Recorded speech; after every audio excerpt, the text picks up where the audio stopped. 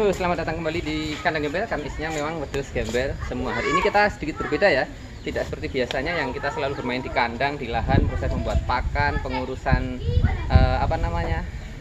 ternak, bagaimana cara penggemuan, breeding, tips tentang peternak yang baik. Hari ini kita sedikit berbeda. Kita di sini ada fermentasi sekam, tapi hari ini bukan sekamnya dulu. Kita lihat ke sana.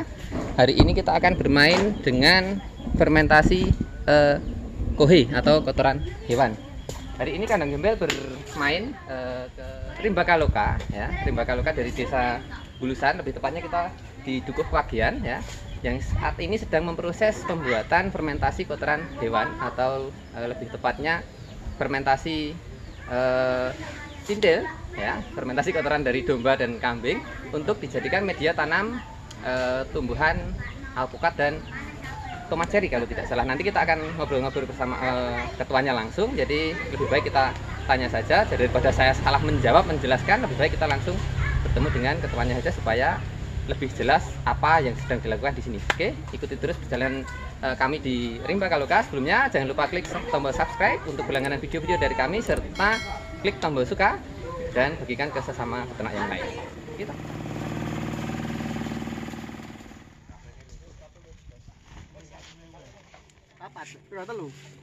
Papat nenek.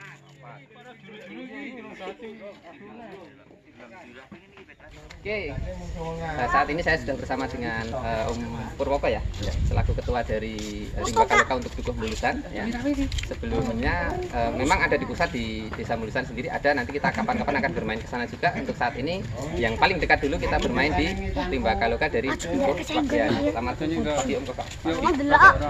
Terusnya mau tanya Om Koko, ini sedang melakukan apa? Di sini kami rekan-rekan Rimbakaloka Dukuh Wagian untuk fermentasi dari pupuk kandang, utamanya dari kotoran kambing. Kenapa sih perlu difermentasi? Begini ya, sebenarnya untuk kotoran ternak, utamanya kotoran kambing itu sendiri tanpa difermentasi pun sudah bisa untuk pupuk. Namun dengan difermentasi itu nanti kan menjadi lebih lembut, jadi lebih cepat diserap unsur haranya sama tumbuhannya itu. Jadi tujuannya supaya proses penyerapan gizi oleh tanaman jadi lebih cepat ya Om. Oh, seperti itu. Tumbuhannya lebih cepat tanamannya. Ya, untuk proses fermentasi kohe sendiri Om, apa saja yang diperlukan? Alat-alat dan bahannya. Alat-alat kita persiapkan, pertama ember kapur dolomit ini. Itu ukuran berapa liter Om kira-kira? Ini perkiraan saja. 20-an liter. 20-an liter ya. 20-an liter. Terus ada bor nanti untuk mengocor ini. Alat aduk ya? Ya, aduk, sekop, dan nanti juga kita perlukan pacul, cangkul kalau ada. Untuk wadahnya sendiri Om, kita pakai karung atau ada wadah khusus seperti drum, plastik dan sebagainya, atau cukup karung saja? Sebenarnya lebih efisien waktu untuk proses fermentasinya kita menggunakan drum yang bisa ditutup rapat supaya tidak kemasukan udara. Namun demikian kalau tidak ada drum kita bisa menggunakan karung. Yang penting karungnya itu kedap tanpa ada yang begini lubang ini. Pakai karung pun untuk kohe bisa ya, cuma usahakan jangan ada lubang. Oke, terus untuk bahan-bahannya sendiri Om, alatnya sekarang bahannya kira-kira bahan yang utama, yang bahan bakunya kotoran kambing, istilahnya ya, kotoran sendiri yang akan fermentasi ya. Ya, terus apakah harus kotoran kambing Om, apa bisa kotoran yang lain? Sebenarnya bisa kotoran sapi, bisa, tapi lebih dalam hal ini kualitasnya lebih bagus kalau kotoran kambing. ya. Terus bahan yang lainnya yang kita butuhkan yaitu Tetes molase ya? Iya, tetes molase, kemudian E4. E4 ini probiotik, bisa diganti dengan yang lain selama masih sama-sama probiotik sejenis untuk bisa. fermentasi. Tidak harus tergantung seperti ini. Oh, iya. Kemudian dolomit, kapur pertanian. Dolomit ya. Terus ini sebagai apa itu untuk mempertahankan pH. Oh, Netralisir pH. jadi keasaman tanah ya. Kemudian bekatul.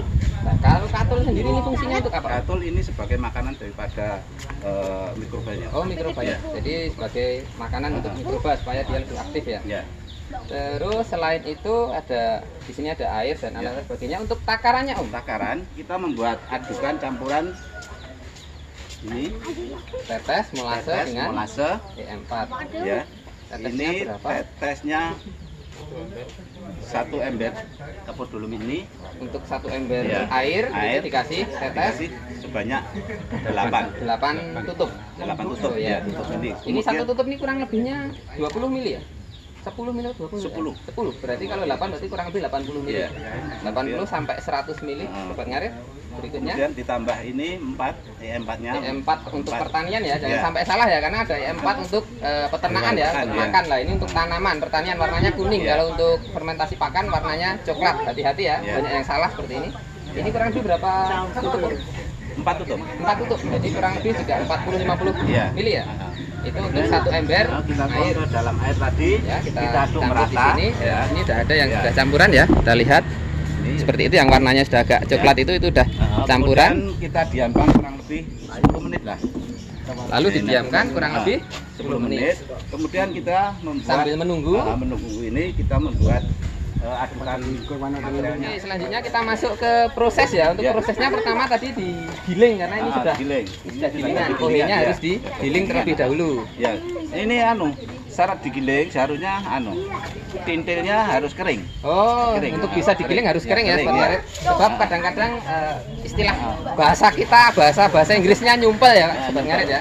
Jadi harus digiling dikeringkan terlebih dahulu baru digiling. Setelah digiling nanti berikutnya baru diaduk ya, Om, Ya. dengan cara Kita dihamparkan. membuat takaran 6 ini 6 ember dihamparkan ya.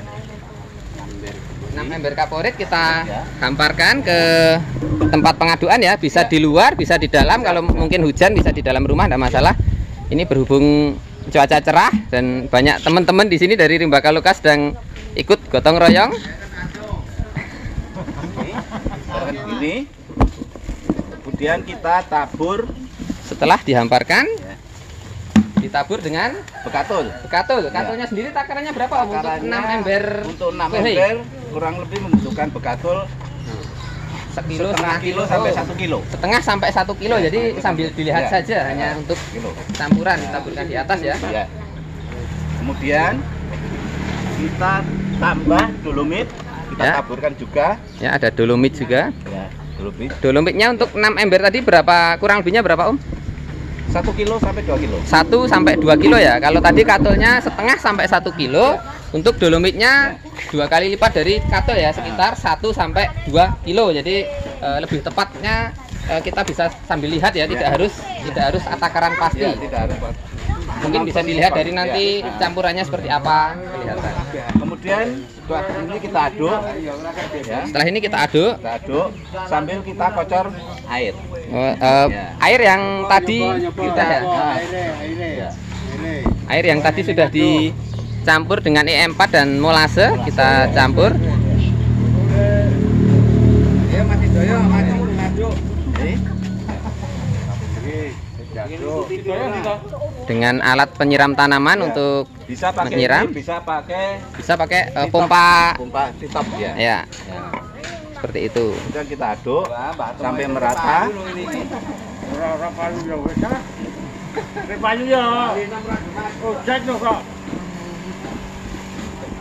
Ini ditabur dulu katul sama dolomitnya. Kita ulang prosesnya supaya lengkap ini, karena tadi hanya mencontohkan. Sekarang kita aduk secara real. Ya. Pakai alat aduk yang dimiliki Sobat Ngarit ya. Bisa mau pakai pacul bisa, sekop bisa. Yang bisa untuk mengaduk. Ya, tangan bisa, yang penting bisa digunakan untuk mengaduk. Jadi tangan pun boleh Sobat Ngarit ya, bisa. Diaduk sampai nanti ada batas takarannya ya Om. Ya. Untuk lebih tepatnya kadar airnya kalau istilahnya dalam bahasa ilmiahnya. Nanti kita lihat jadinya seperti apa, kadar air yang dicari itu seperti apa.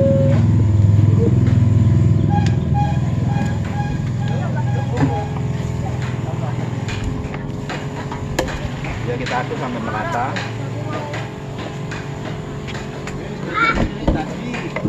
Oke, ya ini kelihatannya sudah sedikit rata ya Om, sudah agak rata. Terus ciri-cirinya bagaimana Om untuk yang rata yang gini, sudah jadi? Adukan yang sudah jadi ini kalau kita genggam gini tidak ambiar. Oh, jadi yang sudah jadi kadar airnya tepat itu ketika digenggam tidak ambiar. dia tidak ambiar. Ya, tetapi tidak terlalu basah juga ya Om. Terlalu basah. Tidak terlalu basah, tetapi ketika digenggam dia tidak ambiar. Mohon maaf, saya ulang karena tadi sudah saya genggam seperti ini ya. Jadi dia menggumpal tapi tidak terlalu basah dan tidak pecah. Tidak pecah. Ya, ini kadar airnya sudah tepat. Ya. Kemudian sudah menata, kita genggam tidak ambiar, baru kita masukkan ke tempat yang telah disediakan. Sudah di masukkan karung. Campur secara merata, kadar air sudah dirasa tepat, baru masukkan ke wadah ya Om. Iya. Terus di sini wadahnya kita hanya menggunakan karung ya, yang penting tidak ada lubang, tidak bocor. Ini menjaga udara. Ya, karena memang fermentasi sendiri harus memang kedap udara ya. Iya. Kalau Sobat Ngarit ada yang punya drum, ada yang punya plastik, ya silahkan. Tetapi kembali ke proses fermentasi ini efisiensinya bagaimana? Kadang-kadang ada yang bikinnya banyak, hanya skala kecil atau mungkin lebih memilih plastik. Ada yang partai besar dia akan menggunakan drum dan sebagainya. Jadi kembali ke Sobat Ngarit sendiri mau menggunakan apa dalam prosesnya. Ini sudah dimasukkan ke wadah. Setelah diwadai Om, nanti berapa hari untuk prosesnya sendiri sampai jadi fermentasi yang sempurna? Ya, ini sudah masuk agar, kemudian kita jahit dengan rapat, terus kita simpan di tempat yang tidak terkena sinar matahari langsung. Jadi harus di tempat yang aman dari sinar matahari ya. Dan jangan sampai kena hujan. Jangan sampai kena hujan dan sinar matahari. Langsung ya. Kemudian kita tunggu sampai kurang lebih 3 minggu. Jadi prosesnya kurang lebih 3 minggu, 3 sampai 4 minggu. Walaupun kadang-kadang ada juga yang 2 minggu sudah dibuka karena memang keburu dipakai ya, mau gimana lagi. Ada yang sampai lebih dari 1 bulan karena memang belum mau dipakai. Jadi kembali ke Sobat Ngarit sendiri mau berapa hari, tetapi memang sempurnanya itu sekitar 3 sampai 4 minggu. Ya, seperti itu. Di sini nanti kita lihat dijahit terus dimasukkan ke tempat penyimpanan. Bisa dilihat kawan-kawan dari Rimbaka Loka yang lain juga sedang melakukan pengaduan untuk yang berikutnya, karena ini tadi cuma ngaduk sedikit ya, hanya ini sebagai untuk sampel kita sebagai contoh buat kita. Jadi terima kasih sekali pada rekan-rekan Rimbaka Loka sudah mau meluangkan waktunya untuk proses pengaduan ini. Ini yang tadi sudah diaduk, sudah pas kadar airnya, dijahit supaya rapat, nanti dimasukkan ke tempat penyimpanan yang tidak boleh kena sinar matahari dan tidak boleh terkena hujan.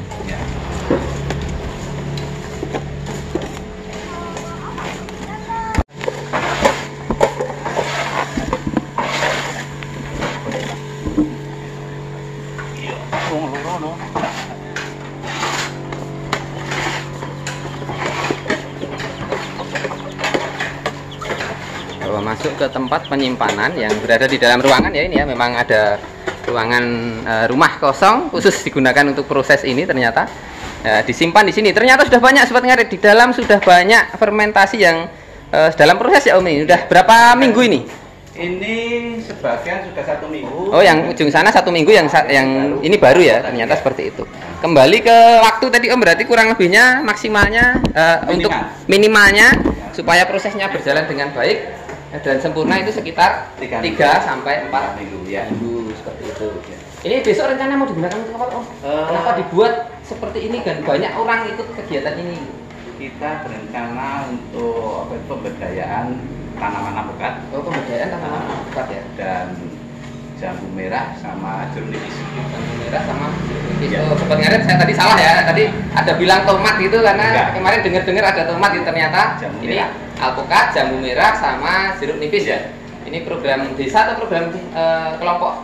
Program kelompok ya. Oh, jadi ini program kelompok dari Rimbaka Loka sendiri ya.